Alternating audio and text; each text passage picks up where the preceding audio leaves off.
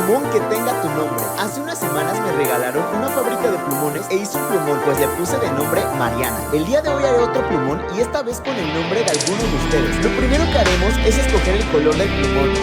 Será este verde. Llenamos con 15 gotitas de nuestro color y escogemos la esponjita.